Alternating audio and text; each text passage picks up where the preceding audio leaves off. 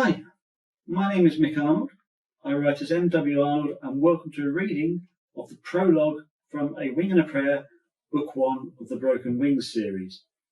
If you like what you hear, please see below for where you may purchase this, the first adventure of the Air Transport Auxiliary Mystery Club.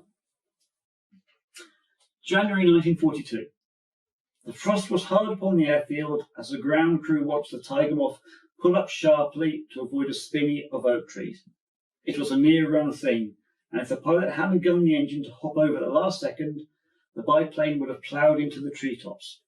Nonetheless, they could plainly see branches torn off by the near miss caught up in the tail skid as the biplane rocked from side to side, the engine now coughing as the pilot struggled to maintain control.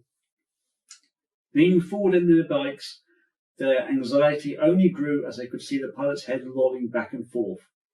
From where they were, they had the best view of the approach, and they all held their breath as the biplane's wheels touched down with considerable force, bouncing the aircraft 10 feet back into the air. The port wing dipped alarmingly towards the grass airfield, the pilot correcting only just in time. With the engine pitch whining, the pilot pushed the control stick forward and the wheels hit the ground, bounced once, twice, before reluctantly settling on the runway, the tail skid leaving behind the branches it had collected.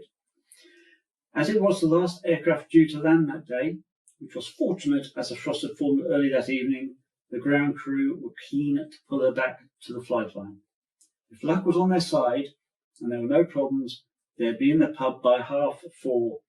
Any later, and the Friday crowd would have drunk the best beer. Wartime shortages were nothing new, but the hard-working engineers resented missing out on the fresh barrels old Bert always managed to get in on a Friday afternoon. Spurred into action by the erratic landing, the sergeant pulled out his binoculars and put them to his eyes. What he saw pushed him into more frenzied action. Jumping on his bike and yelling for someone to get the doctor now, he pedalled furiously towards where the diminutive biplane had eventually rolled to a halt, coming to rest in the drainage ditch along the end of the grass runway. The ditch had claimed many an unwary pilot. From a haven of peace in war-torn southern England, all now became semi-organised chaos as men sprang to help. One jumped onto the running board of a waiting ambulance, startling a gently dozing driver and prodding him to drive over to the idling biplane. Everyone else followed their sergeant as quickly as they could. Whoever the pilot was, he or she was in severe trouble. The pilot's flailing arm reached for and failed to make contact with the ignition before flopping down onto her lap and knocking a blue thermos flask to the cockpit floor. Reaching the plane, the sergeant switched the engine off, ignoring the blood that coated his fingers from where the pilot's head had crashed into the instrument panel.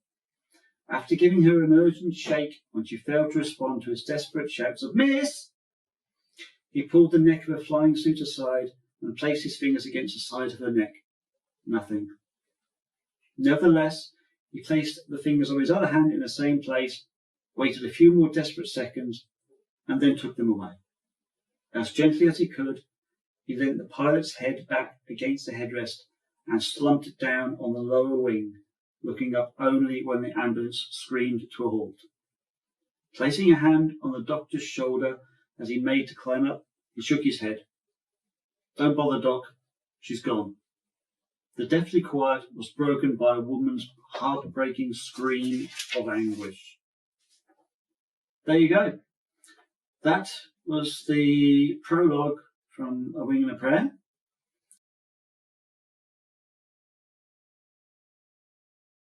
I'd like to give a very big thank you to Dharma Winter for producing this video and for her patience.